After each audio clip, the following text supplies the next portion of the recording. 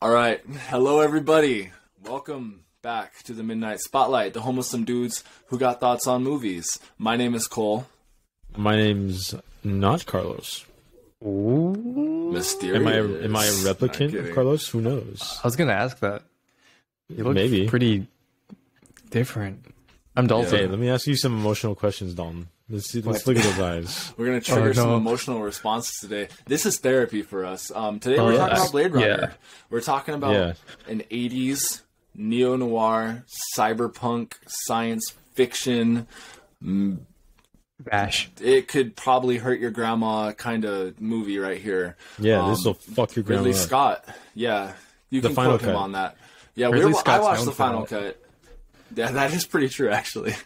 Reference Alien and Prometheus. I watched the final cut. What? Oh, go on. Never mind. Okay, he's talking about he's talking about some tape that leaked. I don't even want to know about it. Yes. Okay. I mean, no. All right, Carlos, what do you have to say for yourself? Dude, You all sick I'm gonna bastard. say is we watched You Blade twisted Runner. fuck. The two At hour, long last. At long last, we finally made it to Blade Runner. The movie Yeah. that nobody saw, but everybody now, for some reason, loves. Yeah. That's or true. When it is came out. I think it's on like the Mount Rushmore of like sci-fi movies when people talk about it. But it was funny because flopped. almost nobody's. Yeah, it flopped big back in the day. Big. And I don't know why. Well, actually, I do know why. It's very ahead of its time. This movie is living in 2019. Yeah. Which is kind of funny to say because it's like that was like 3 years ago, and it looks nothing like how envisioned Actually was. LA looking. It's pretty much nothing like it, except almost kind of like it in some ways. Yeah.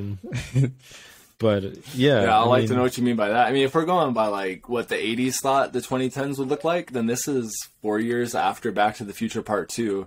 So that's a big societal collapse, you know? Just talking about the That's- trash that's on the this movie.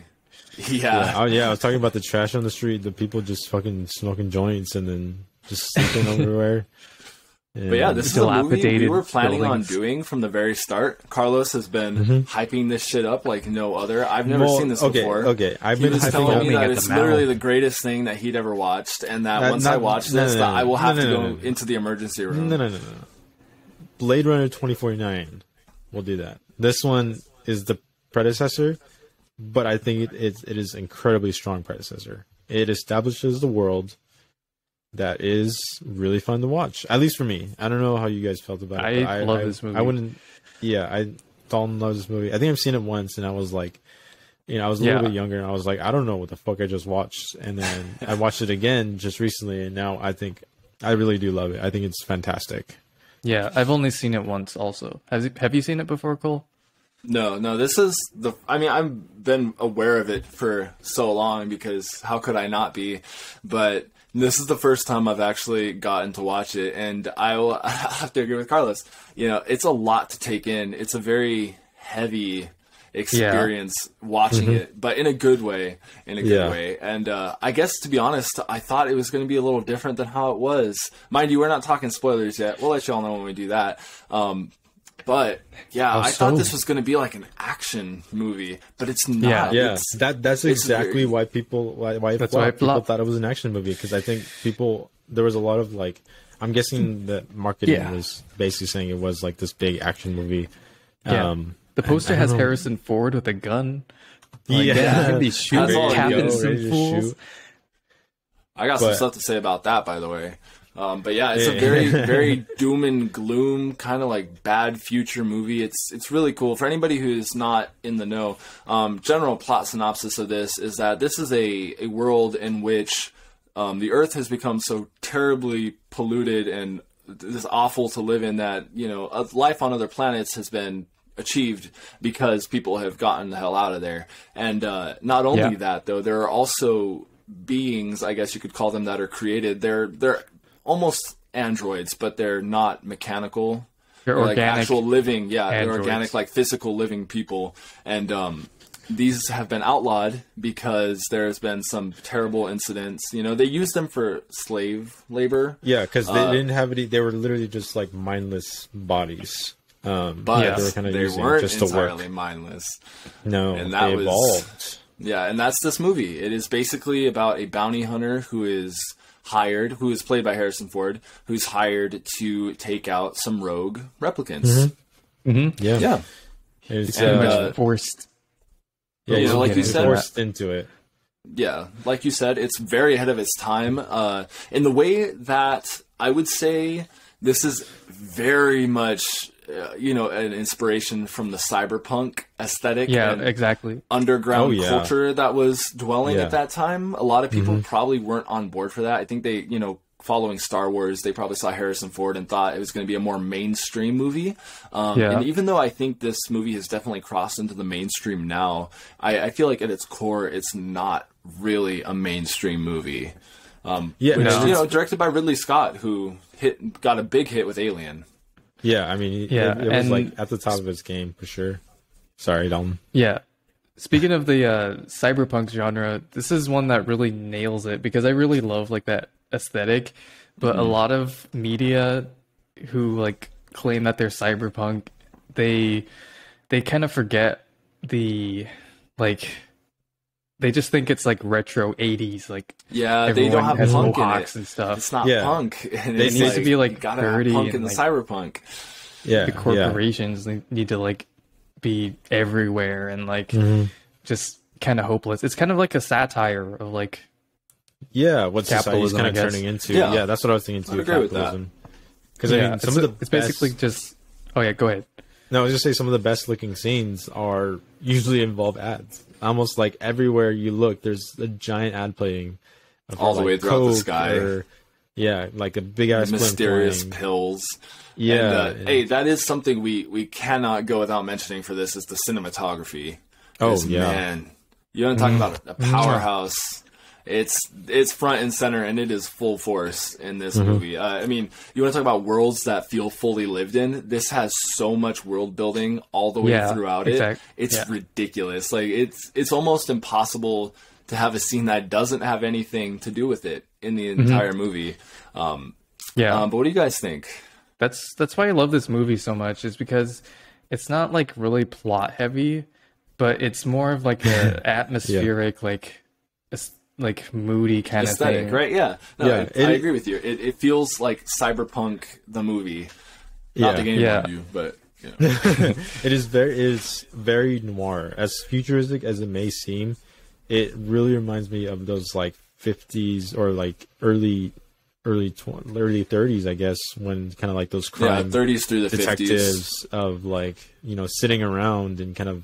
I don't want to say moping, but kind of like it's more about the emotional side of things. It's very, very dark, very kind of somber, and I really love that because it does it in a way that's interesting. It's not like I'm bored. When is the action going to come? It's like you're watching this character who is more complicated than like an action hero because you see him at first like Harrison Ford, he's going to be this like gunslinger outlaw that's hunting replicants.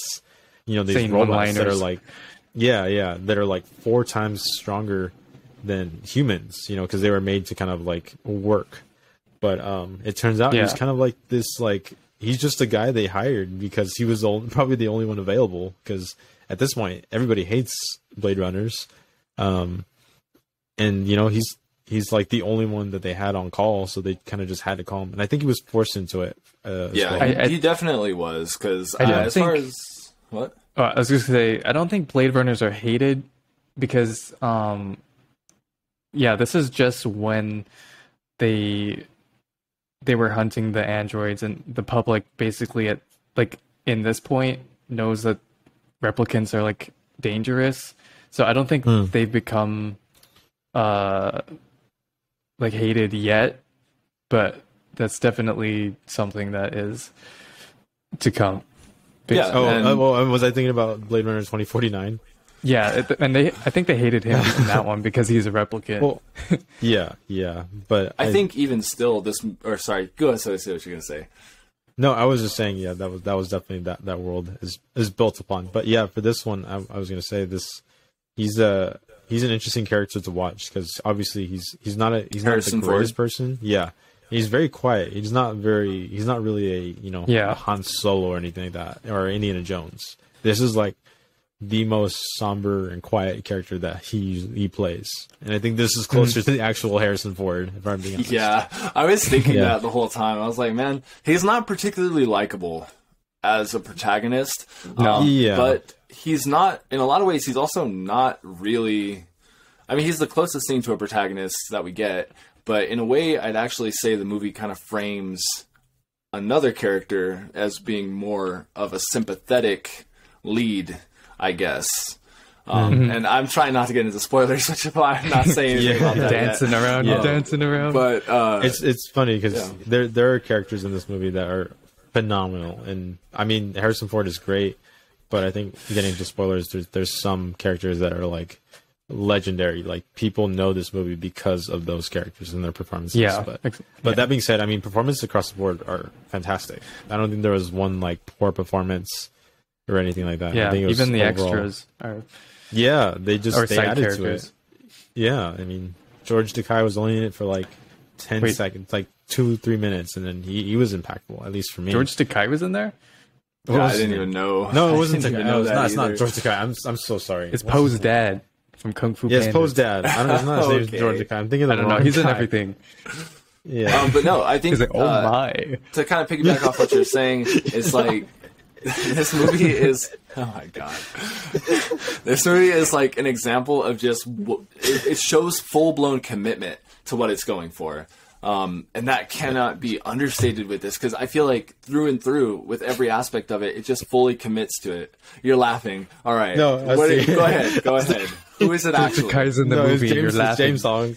It's James Hong. But I just Don's like, oh my. I was like, it's the wrong guy.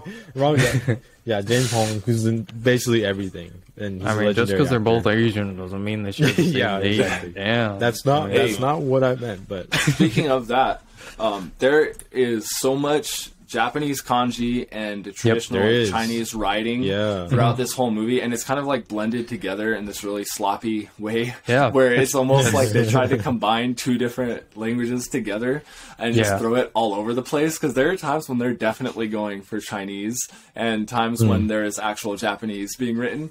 And that's so- what I was wondering. I was like, That's that oh, world go ahead. building at work, because it's basically the superpowers like all are merged basically, and it's just this hodgepodge of like a melding, a mixing pot. I'd Like be a curious to languages. see. I'd be curious to see how it's expanded on in 2049. But I feel like if you can attribute anything to this movie, it's definitely that aesthetic. We're talking about it being ahead of its time. That has clearly become a very, I don't want to say fashionable, but it's an aesthetic that is very well appreciated nowadays. Where you have like neon. It could be any country in Asia, honestly. I feel like it's very bright lights, and then everything's kind of darkened. Everything's dark around it, gloomy. but everything around like the sucks. lights. But the advertisements show like a world of fantasy and basically just advertisements. Life could be better This movie if really you does. do this. Yeah, but I mean, And I think. go Go ahead. ahead. No, you go ahead. No, okay. I was gonna bring. Hey, look. All right. Here's the thing. I was gonna hit us with a heavy topic. I was gonna say that this movie really touches on a core cyberpunk theme that you get to see a lot in Japanese cyberpunk horror, which is the post-human condition, you could call it. And what I mean by that is the way the replicants are presented and treated within the context of the story. And this is all sounding very wordy right now. I'm aware of it, but hear me out. All right. It's about what should not even really be alive being almost cursed with a consciousness, right? Yeah. And how terrible that realistically is for them. And it's really wrong. And the movie never presents it as being right. It's just... I don't know, in a world that is such a bad future, I guess, as you could call it, as it is, it makes sense as to why everything's happening. And at no point as a viewer did I ever feel like replicants were in the wrong. And and I think that's what this movie was trying to do. It's trying to get you to see that it's not so black and white. It's not so cut and dry. Yeah. I could see a lot of people missing that. Yeah. like even though we're following Harrison Ford mostly throughout the movie, he's a protagonist that's both very reluctantly the protagonist, but also he himself doesn't even really believe in the mission that he's trying to accomplish. Mm-hmm. And that's part of what I was saying before. Like, he was forced, because in this world, the police are shown to be this powerful organization, because like, look at their headquarters. Almost tyranny. Yeah, like it's a giant pyramid in the middle of the city, and like he basically just like forces him. He's like, if you're not a this isn't really spoilers because it's in the beginning, but he's like, if you're not a cop, you're little people, and it's basically like a threat. If you don't work with us, then we can do whatever we want. Yeah, perfect example of world building, by the way, because that's like such a small line that's thrown in there. There's so many times throughout this movie that I was like, it's good that I'm paying attention as much as I am, because otherwise there are things that I could miss. Yeah. I picked up new things this watch. Yeah, that's great. Carlos. I mean, I did too. Yeah. What? Oh no, I was gonna say what you were gonna say. I accidentally cut you off like twice. Oh, damn. I forgot. What was I going to say? Talking more about the replicants. Yeah, I did pick up new things. And also, I think I saw the replicants, again, as more of a sympathetic kind of character, because the existence sucks. Because you're either a slave to work or you're a slave to sex. I think those are kind of like, you're either kind of like a pleasure bot or a work bot. And of course, our main character is kind of like the leader of most, and that's not really spoilers. I think that's played by Rutger Hauer, by the way. Yeah, phenomenal. If I can say anything about performances, it's him. He is by far, to me, the best performance in this movie. Oh yeah. And I think it was funny because I was watching the movie and it was like they were exploring it, and I was very impressed how they blended this kind of like very serious tones with these kind of people. They are people because they are conscious. But they only have a certain amount of time to live, but they're also very flamboyant and very goofy. And sometimes I was like, okay, they have personality. Yeah, this is a weird blend that is super unique. And I really like that aspect of it. Yeah, it shows like they have a past with each other as friends. Comrades. And that's kind of family. Something I wanted to touch on was how it's worse that they're not just like slave labor or slave for sex. It's worse than that, because they are cursed with consciousness. If they were a machine that was made to fulfill a single function, at least they wouldn't have to suffer through it. But with having those thoughts the whole time, but they do have those thoughts. They have they only live 4 years. Yeah, exactly. So it's existential in that way, and that's what really drives the main plot of this movie. As you come to find out, there's a lot of themes of existential dread. And what our existence means to us as a whole. And especially when you place those themes in this world, I think that's a part of why so many people are moved the way they are with this movie. And what's kind of transformed it from being a flop. You had the people who were there championing it the whole time, who saw it, and even when they saw the theatrical cut, they knew it was something that they've never seen anything like it before. How that had given it enough interest to even be able to have the version that we watched. And that's super cool. That doesn't happen every day, that you get something like that. And like another thing with the replicants being like slaves is that they're basically not really different from humans, but they're basically just human slaves. But they're being used as like, they're just robots. And it's not really the case. At this point, they're explored as like they are human. They're just stronger humans, and that's the tricky part about it. Is like we deserve to live, that's one of the main themes. And that's a super important but like effective storytelling beat that I think it made the story. And I think for the most part, a lot of people are at least coming in for the visuals. And, they're getting that out of it. They're getting this amazing story that's being told, and that's actually complex. It's full of, nuance and questions that aren't necessarily answered, but it leaves a lot to wonder for the story. And I think, leaving this movie, you end up like asking yourself, about different aspects of the movie. And it's like, that's what you want out of a movie, is something else you can think about, leaving the theater or after turning off the TV. Is just something it stays with you. Stays with you. Yeah, it lingers. And spoon feed any. Yeah, it he's doesn't not spoon feeding. have any like things that are shoved, like any messages that are shoved in your face. It lets you think for yourself and like come at it from different angles and stuff. Yeah. And I was reading some reviews and some people were like, this sucks. There's like no plot. It's like, well, movies are a visual and audio experience. Medium. Yeah. Like if you want plot, then only plot, then read a book. Like you can't beat a book when it comes to storytelling. Yeah. And using movies as it's in its full medium, like even if there's not like a ton of dialogue, it's still an experience that is worth having. Yeah, and there's a lot that I agree with that entirely, because I feel like there's a lot going on under the surface. It's just that when we have, like, for example, a non-spoilers like this, right? It's almost hard to go into the plot without giving away more, because there is a lot going on. There's a lot that's being said here. It's just that if you look at a general synopsis, it's going to say like this bounty hunter is going after these people, and that's it. And that's not what this movie is. At the end of the day, it's so much more than that. But have it be discounted like that, it was a tragedy back then. Thankfully, a lot more people have caught on to it now.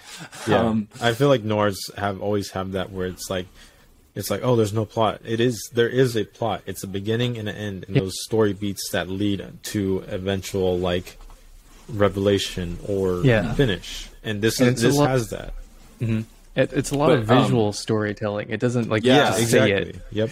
Mm-hmm. Yeah, I feel like people would actually say that it's only visuals because of how strong the visual aspect of it is. It's it's 100% throughout the movie. There's never a point when it's not fully like Blade Runner. It's not fully the cyberpunk commitment that it's got going on, and you got to commend it for that, because there's hardly any other movies that can do that. And you know me, I could sit here talking about the Japanese cyberpunk stuff. I won't make you all suffer through that, especially Carlos. He's making faces at me already. I'm not going to do it. He's getting up to leave. Yeah, I'm getting up to leaving. But okay, no, this movie is seriously impressive. With its commitment to that and how well it encapsulates the themes of cyberpunk in general. Because if you think about punk, it is a cry out against the norm, and it's always stemmed not in some teen angst. It's with an actual cause to back it. Yeah. It's about trying to take down those in power who are unjust. And this movie captures it so well. It's impossible to not talk about it. So let's talk about it. Carlos. No, I'm kidding. I'm kidding. We're going to have to get into spoilers before long. I feel like we covered most of the basics. Right? We can't talk about anything else without spoiling the whole damn movie. It's tough. It's tough to not do it. I know we say that like every episode, but it's really hard. Yeah. Carlos, put a 80,000 decibel alert for spoilers. Just scream in your ears. Spoilers, you sons of bitches! We're about to start. It has happened. All right, so tell me, how was it rewatching this? Like, how was that experience? Did you guys pick up on anything new this time around? Did you appreciate any certain aspect more? Yes, I thought it was even better. Yes, I did too, and I think I found out that Deckard is a replicant, so that's kind of cool. No, I'm just kidding. I don't know. Thing? No, that's not a vent. That's like an actual like question. I know that was a line in the movie. It has been pondered like for years now. It's like open-ended. It is very open-ended. I think Ridley Scott said yes, and also Harrison Ford said no. And even it's funny because even in the sequel, they still say yes or no. They don't answer it, and love it's that. Fucking cool. That is such a good way to make a movie. Yeah, God. And there's so many points where like. You could ask if a side character like, why did they do that? And then if you could answer it as like, if Deckard is a replicant, then that's why they did it. If he isn't, then that's why they did it. Like there's there's no open ends. Yeah. But on that note, I think that touches, I was talking about like the post-human conditioning, which of course is applicable to the replicants. But you look at it like that, and there's lines in the movie where, you have the female replicant who's asking Deckard if he has ever taken that test himself. And you have, what was the guy's name who was in charge of it all? Was it Traley?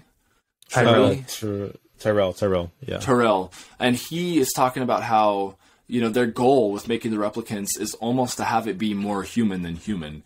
In the first place, which that would really just drive into question the ethics of it all, which of course it's terrible. It's terrible to try and implant memories from other people into these beings who are capable of understanding just how wrong that is and how nothing they've experienced is real. And it drives them to existential crisis, and they have their own existential crises, which drives the plot of the movie with the replicants, which is why we get outrage and it's justified. Like, I don't know, watching it, there's never any point where, even though the replicants in question, played by Rutger Hauer and the other couple that are on Earth at that point, trying to find out if they can even live longer, if there's anything that can be done for them. They're walking around the streets, even they're framed as villains by the police, but they're not doing anything. They're just living like normal people, trying to figure these things out for themselves because their existence is so limited.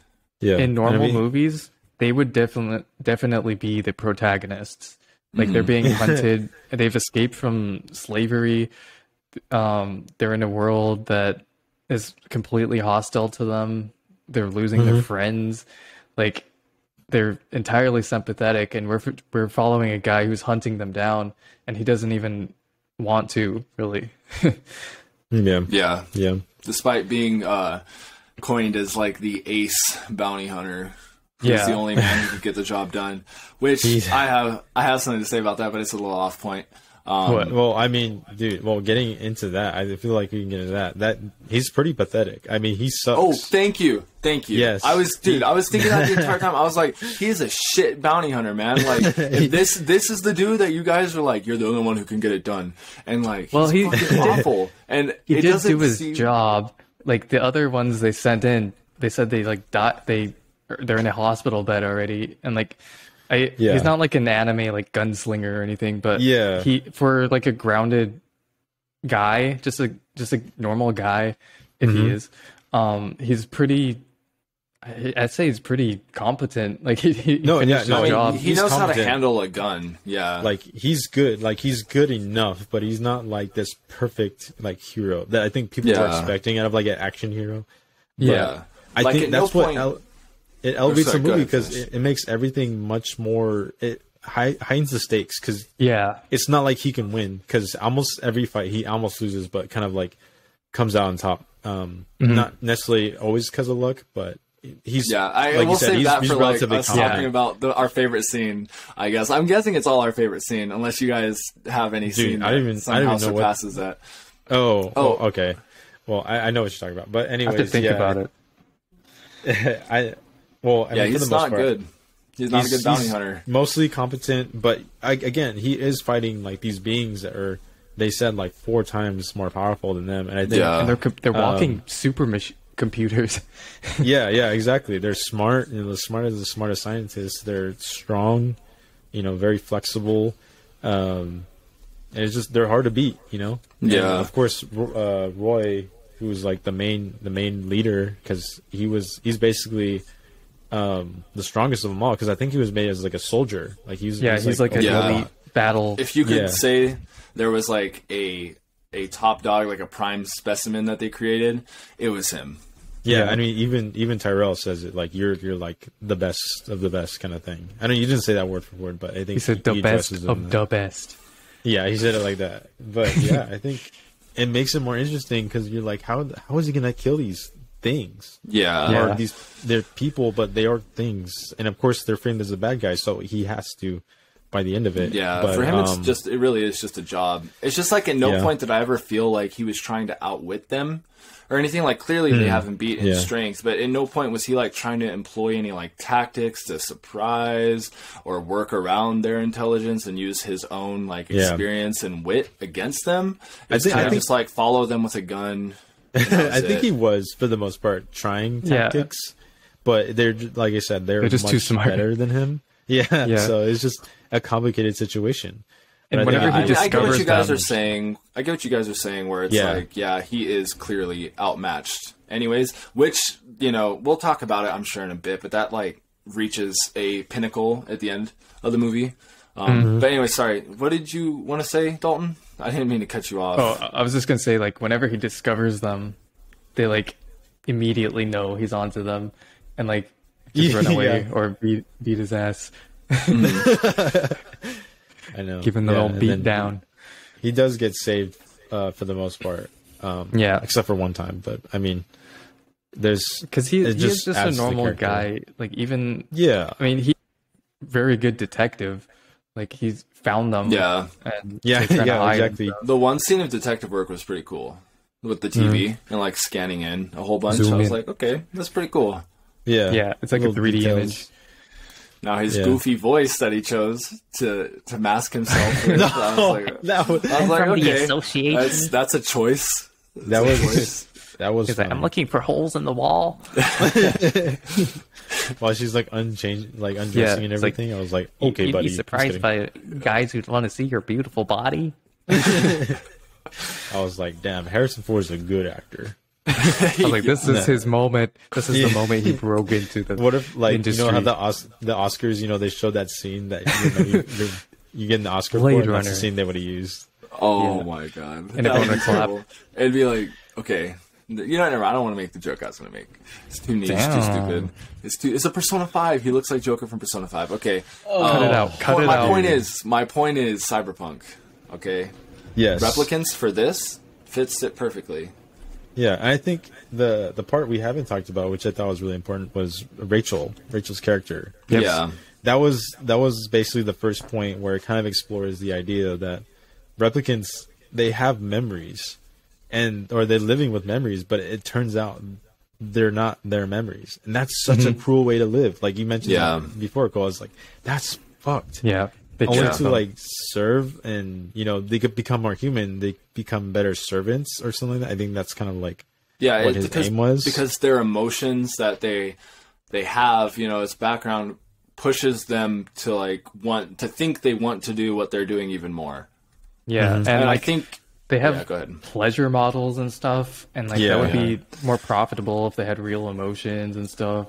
Yeah, Yeah, but it's like, Just Rachel gross. as a character, I think, is the embodiment of like the existentialism of this movie. It definitely seems to like, well, you know, you could argue that Rutger Hauer's character gets it the worst, but like, I don't know, it feels so much more personalized, I guess, with Rachel's character. Yeah, I think it's more going of like through for it. the audience. That's for the Yeah. audience to see it kind of like happen. But I think Roy's just like the worst of it.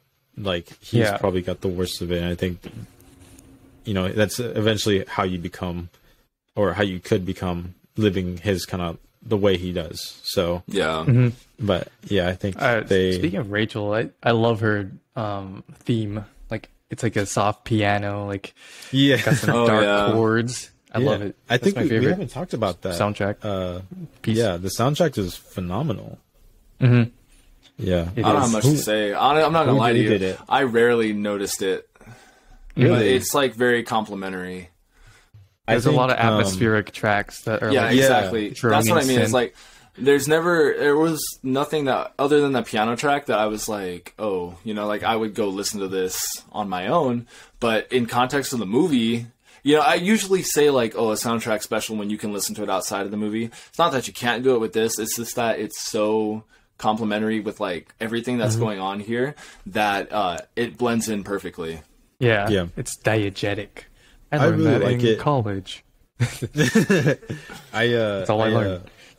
Liked it better because I think they expand on the music a little bit more in Blade Runner 2049. But I think the music here is really, really done well. Yeah, But you know, it only gets better from here, Cole. If we ever do Yeah, the you second would one. say Yeah. it's no Tron Legacy, no Daft Punk score for Tron Legacy.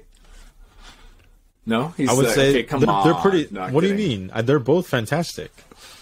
I'm kidding. did you guys watch I would say they're that for the podcast? No, What? Tron Legacy. Which one? No, bro, I I'm want pretty sure like maybe 10% never seen of the it. world population has even heard of that movie.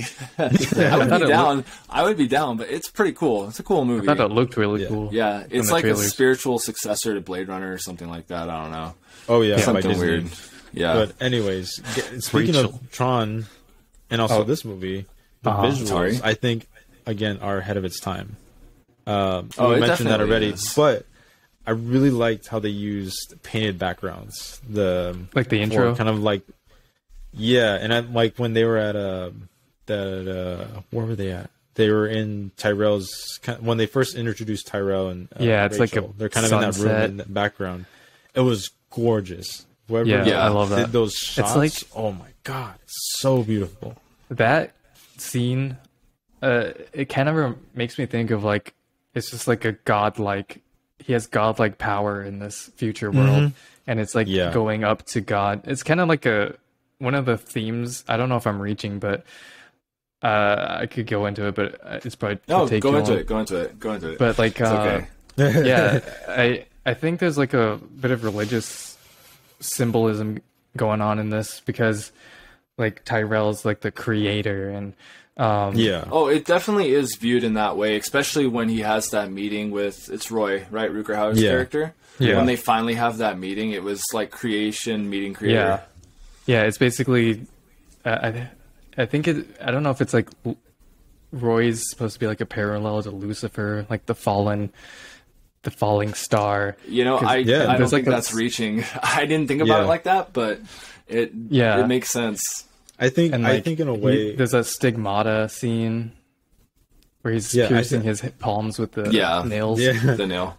I think with that, I mean it's more apparent because I think Ridley Scott is an atheist, so obviously he probably feels that Christianity is a farce.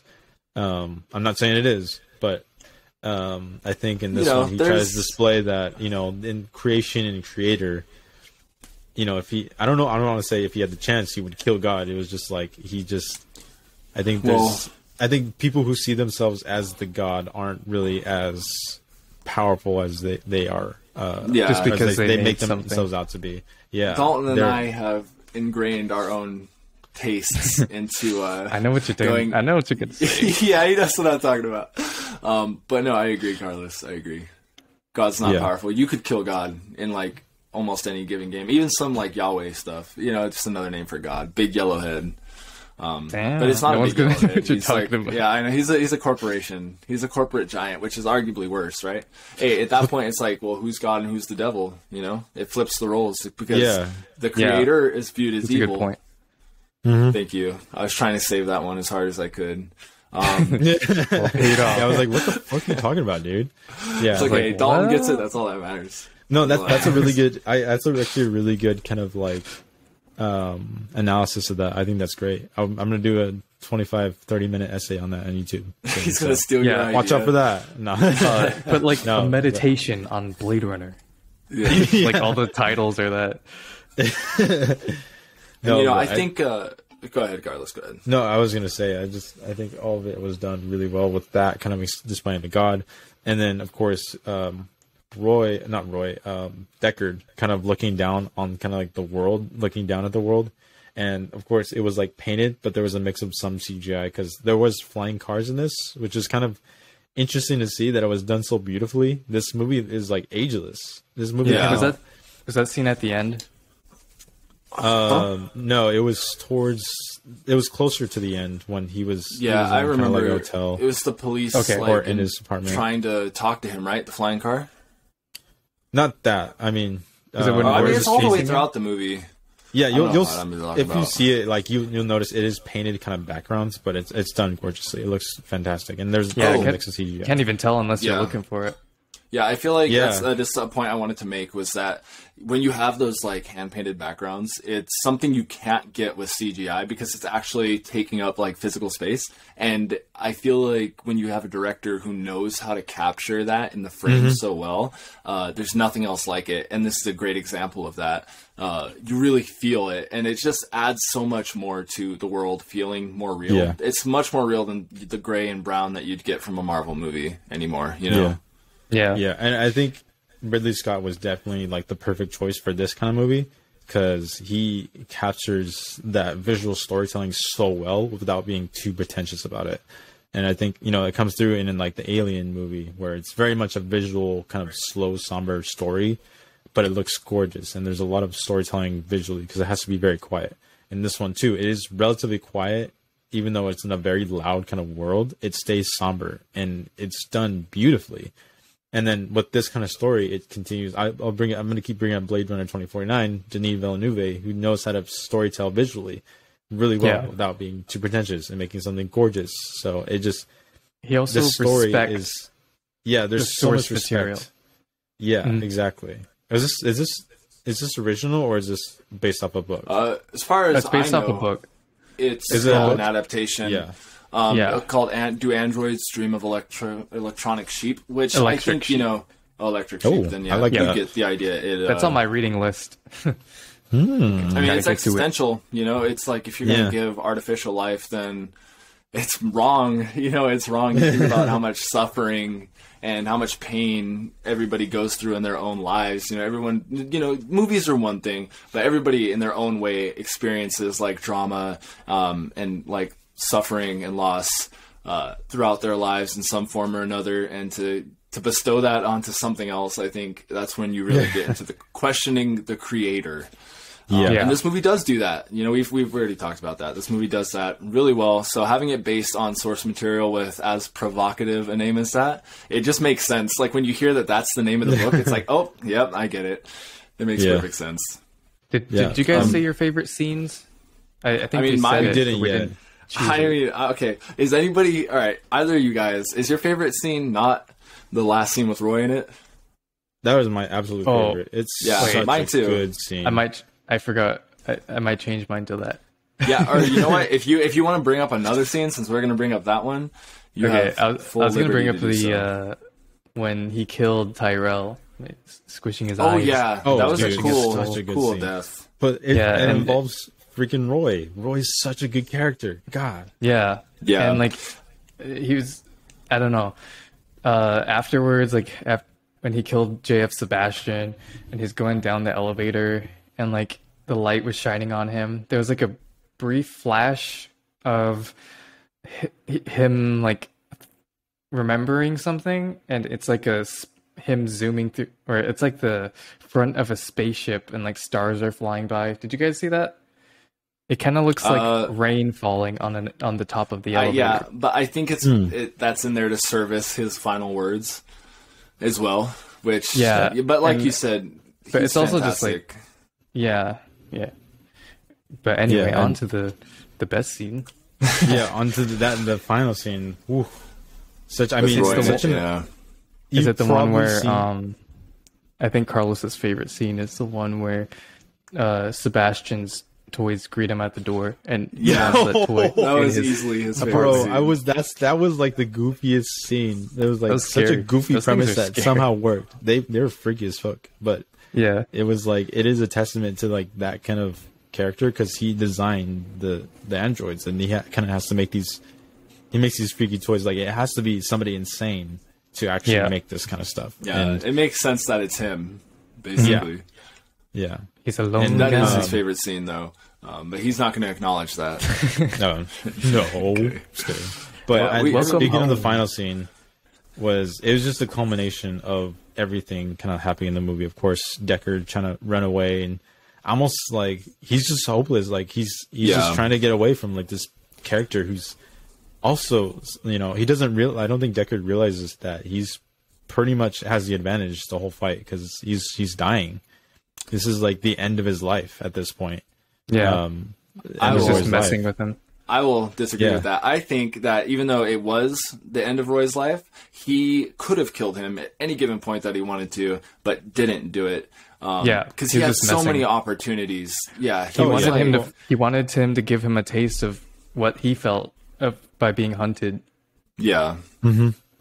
And Yeah. like you said, though, it's all in service of like the penultimate moment that comes to. Yeah. And then of course it leads to, moments like gone, like tears in rain. And I was like, yeah. Like I started cheering and clapping and, jumping around. I was cried. like, he said the thing. Yeah, that's like honestly though, it is pretty moving in just how sad Yeah. it is. Yeah. It It's just, like, encapsulates leading- everything. Like he can't enjoy the human experience, even though he was made to be as human as almost as human as you could create a machine. Yeah. And I mean, it's just yeah. robbed from him. He found the beauty in being sentient Or living, and having like emotions. existing. Yeah. Yeah, and he can't And- even enjoy it. He had expressed like he had seen I've seen things you couldn't even imagine. Like he says that a couple times, and it's apparent in his final words, like in his final kind of lines, where he's just like, "Damn, this is it," you know. And it's such a not a pathetic kind of life, but it kind of is, because you only get 4 years to live it. And Yeah, it's really just sad, I think. Also, Yeah. he did see things that like most people won't see, because mostly the poor people are left on Earth and the rich people are Yeah, off yeah. world. So like Yeah. he did get to see that, but he doesn't get to like share it with anyone. That's why those memories are like gone. That's why he's like so sad. He Yeah. doesn't. They're just those things he's seen that are like stunning are just gone. It might as I well think not have I- happened. I do that every time, you know, when I'm in rain, when it starts raining, I just stand out there and kneel down, just say the perfect line. That's your- what your you hair- heard out of that. Yeah. Your hair's over your I'm just eyes, like, I'm gonna like an recite anime. this. Yeah. There's some guy that I beat the shit out of. He's just staring at me like how Deckard was staring at him, kind of like in He's like, awe. what the fuck? Let me go. No, but I mean, with that, you know, the way he saved him was such a like interesting. It made the character so much more interesting because he didn't want to hurt anybody. That was never Yeah. the intention for any of this. He's just was he was desperate. fighting for his life. Yeah, Yeah. And at that point, I think it really does show, for anybody who might have somehow missed it, you know, going through the movie, it's like he's not the bad guy. Roy is not the bad guy in this movie. He Yeah. was just trying to find out if there was something he could do for Yeah. his existence. And it's just hopeless. Yeah, exactly. Yeah. That's what it is. It's hopeless, and it's just like almost heartbreaking, you know, when you get to that final moment and he knows it's the end. And Yeah. it's like He had everything no you've chance. experienced, everything you've felt, it's all for nothing. And it's Yeah. just going to be gone, and no one else will ever be able to like feel or experience anything that you have. And there wasn't even a way. It's not like he couldn't even like fix the lifespan contingency. yeah. But, like they couldn't. Like it wasn't possible yet. Yeah. so, like- and that's like what makes Yeah, it all it's the more hopeless. tragic. Yeah. Well, I don't know if it wasn't possible. He might have had it like some kind of solution, but he just wasn't gonna give it. And I think Yeah. Maybe. yeah, it leaves it up to question. Did he really Yeah. have? He might have, because you know what's her name? Rachel was a replicant, but it didn't seem like she only had a 4-year lifespan. Well, I think that's because But okay, they said then they could only that- program it from the start. But I think the but they fail can't change safe- it like mid. Yeah, the failsafe was implemented before everything, so I guess that makes sense.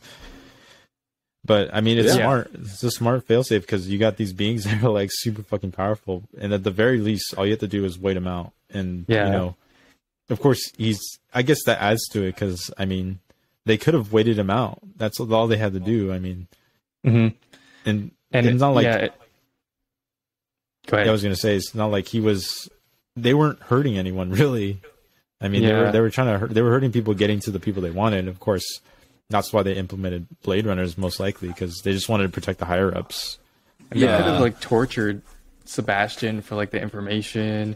But Yeah, they exactly. were just like, I mean, I think they might have they had to, but I don't know. They were just like being goofy with him. But then they did. Yeah. yeah. But The yeah. only time you ever see them actually being violent is with I forgot his name again. Tyrell, is that it? Tyrell, Did I get it yeah. right? Tyrell, yeah. All right, Tyrell. yeah, and that's because it's like he's getting his comeuppance for even creating that in the first place, you know. Yeah. And it doesn't feel wrong in any way. It doesn't feel like overly violent.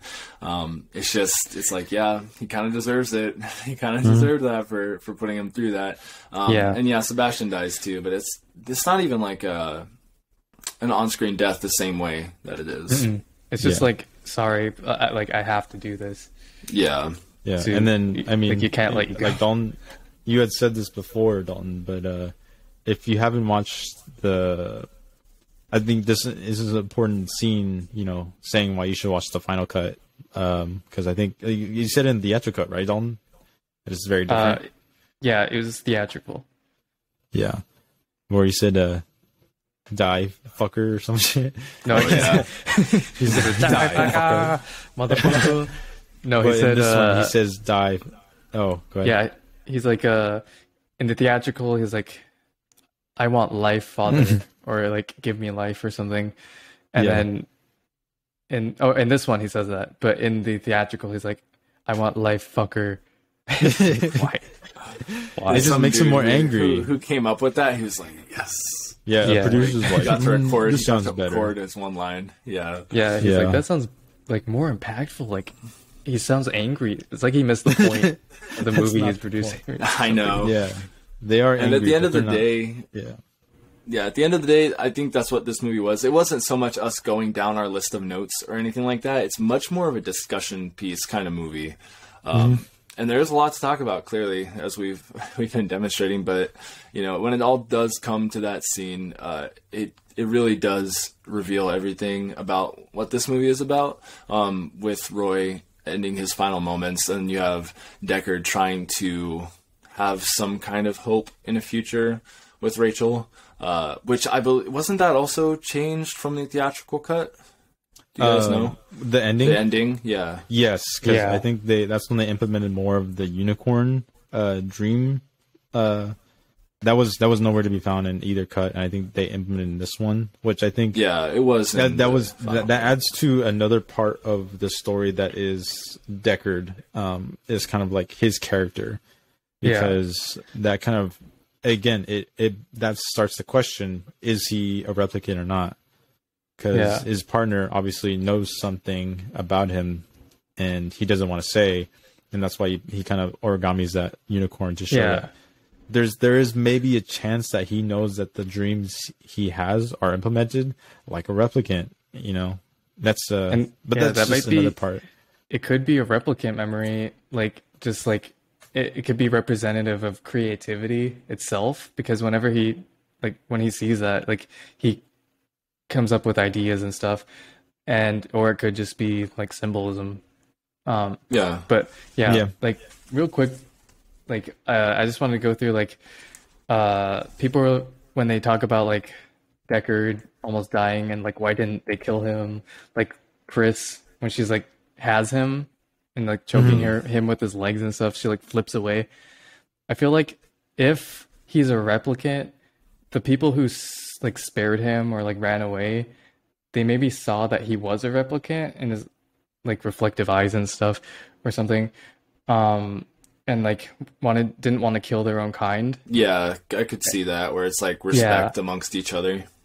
Or like if he's not a replicant, like with Roy and Pris, we saw that they go kind of crazy near the end of their life cycle. Like Yeah, Pris was like all twitchy and stuff, and like Roy was like howling. I know. I- That dude Yeah, went and then- feral. and Yeah, then, that might be like a malfunction, like when they're just about to die. yeah, and then So of course, like, they do crazy things. what was the snake lady called? Did we get her name? I don't I don't know remember. her name. Yeah, I forgot her It's name. like But when she, Zawala, or I don't know. yeah, Zora. when she was like straight up like blasting through the glass, trying to Yeah. get away while she was like dying.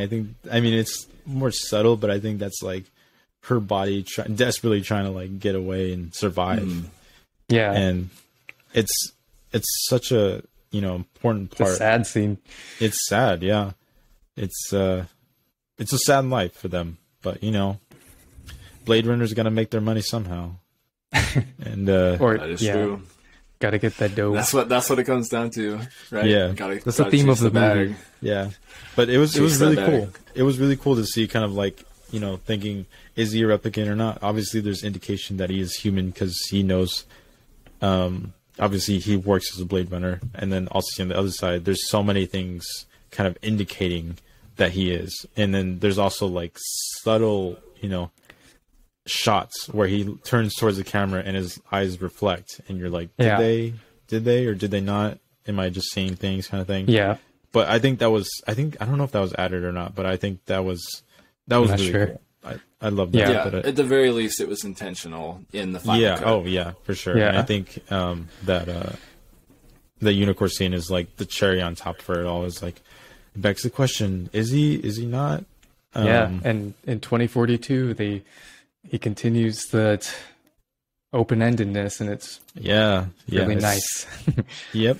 Well, yeah. Hopefully, we get to talk about that one later. I mean, let us know if you want to see it. Yeah, let us know. We'll probably watch it for sure, but just let us know so we know. But yeah, I mean, for the most part, I think that's pretty much most of what I got for this movie. It's a great watch. Yeah. Highly recommend. It's not what you expect. I'll tell you that right now. I can tell you that too. It's not what you expect initially going into it. That's not a bad thing. I do not hold that against this movie at all. Mm-hmm. So want to go through ratings? Go ahead. I guess I'll go first. Yeah, I mean, technically, this movie is phenomenally done. It is way ahead of its time. I think it's pretty ageless. Watching it back, the VFX I think were redone, but I think for better. It's not like a Star Wars where you watch it and you're like, what the fuck did they do? Why did they add the CGI? It looks terrible. It's like Jabba the Hutt. The Jabba the Hutt walking with Yoda. Or that singing alien. Made with Yoda.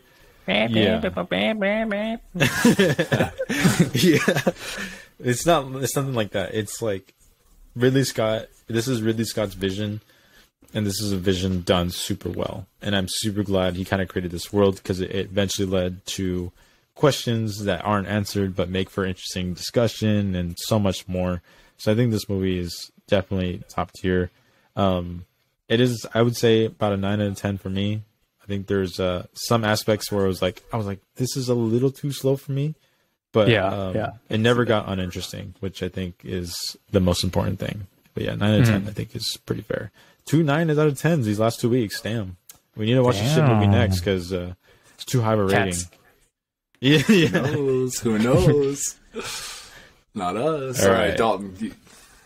I give it a 5 out of 5 or a 10 out of 10 because I mean, it is one of my favorite movies. I just love the atmosphere. I love the visual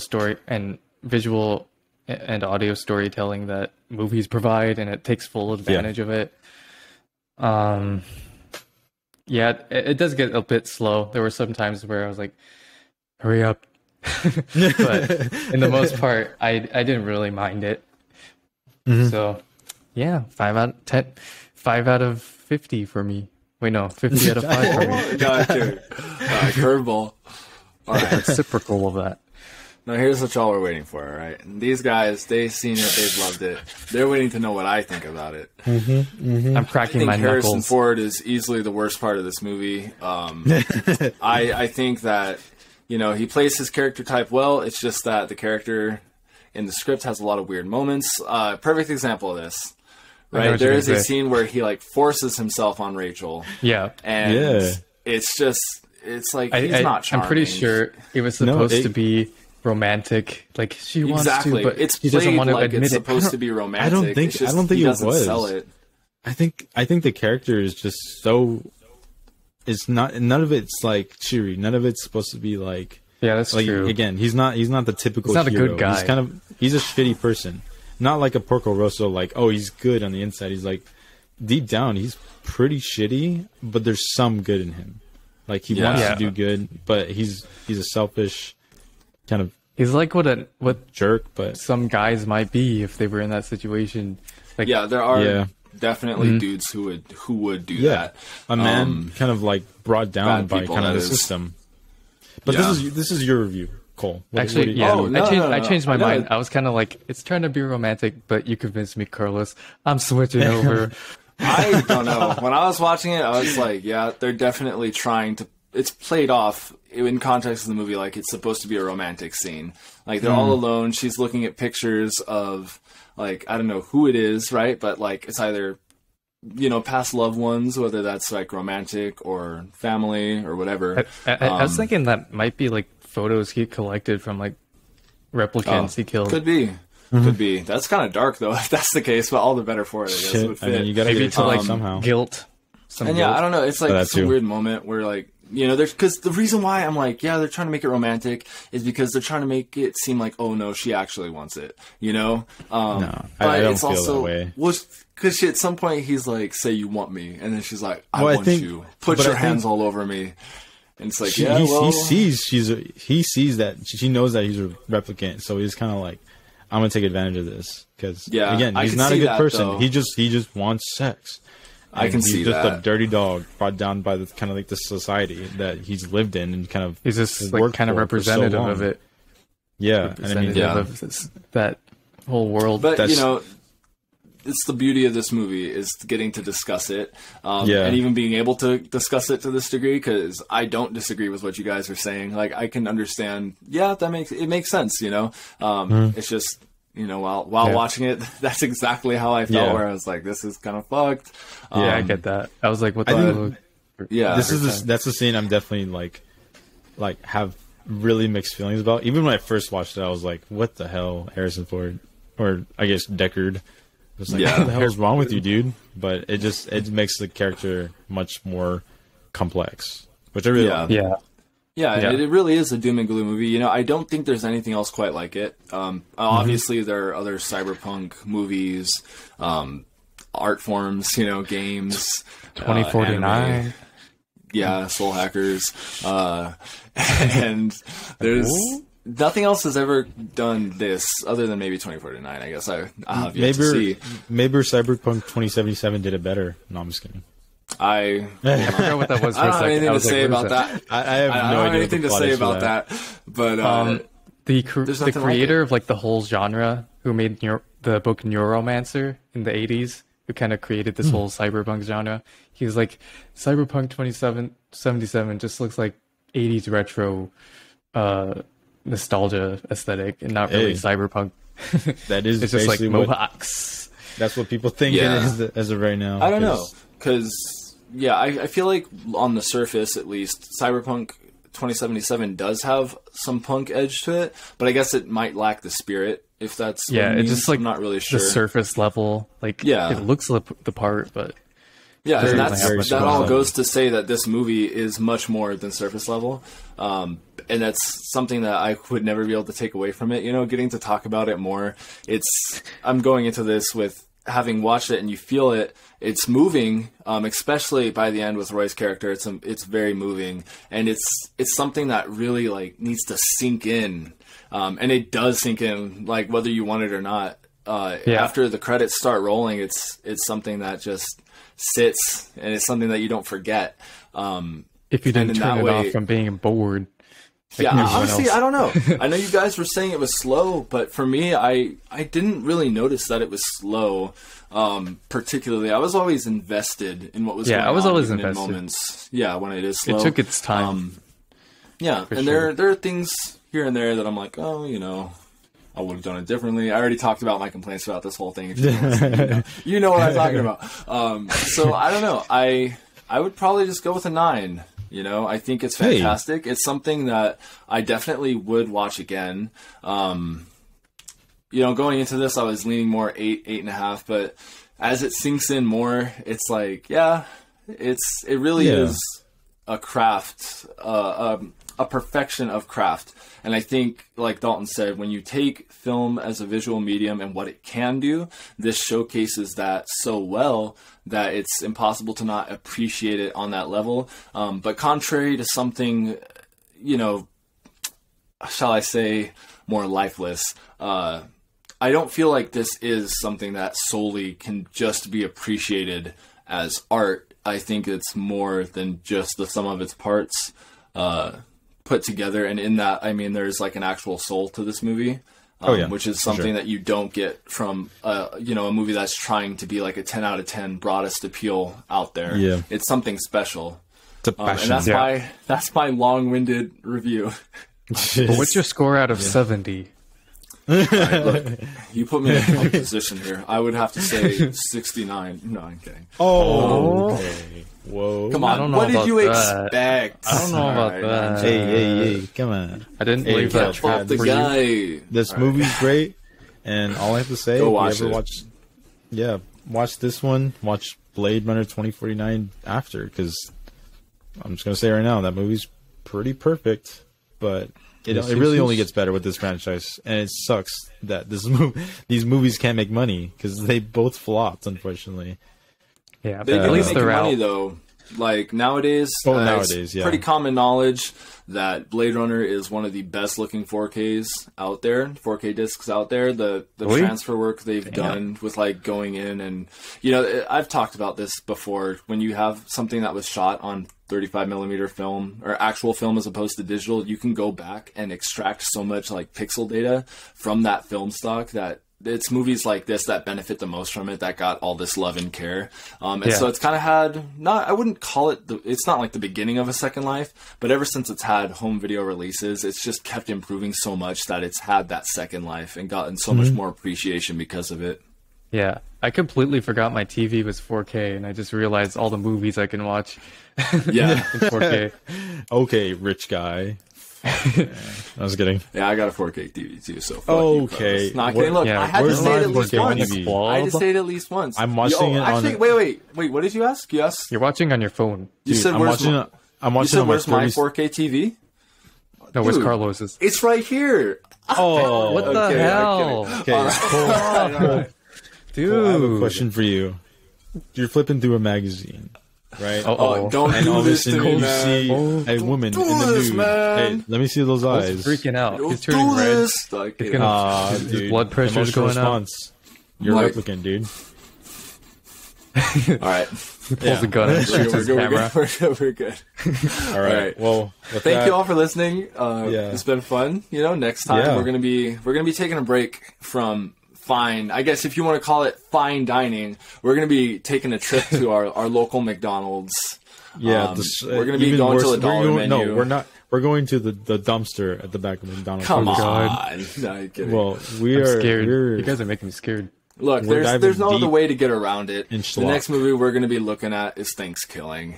Yep, it's and, Thanksgiving time, and we're feasting for some turkeys. So get ready for We've this shit. watched fiending. too many studio quality movies lately, so Yeah, we need time to watch cleanse some our palate. B grade. Yeah, so stay time to tuned get for to that. our roots. Yeah, Yeah. So, be ready for that, and hopefully, you're not a replicant. I know Dalton is. That's why he never shows his Dalton face. has been confirmed to be a replicant. That is true. Yeah. Guys, that And, was private. Now I have to I mean, come over until there. then, try to stay alive. And I don't know. Do you have any other questions for us, Dalton? Any questions that trigger our emotional responses? I don't have a question, but I just want to say, as a word of warning to the listeners, if you are a cyber geneticist and you're thinking about making some AI or something like that with some emotions, maybe don't do it. Maybe get some hot chocolate instead. Watch That's all I Blade gotta Runner. say. Yeah, Yeah. Blade Amen, Runner. brother. And tell them to stop drawing. Tell them to stop drawing all these women. You AI, talking- that is. AI drawings. okay, That's what I'm okay, talking yeah. about. Okay, yeah. If that wasn't clear.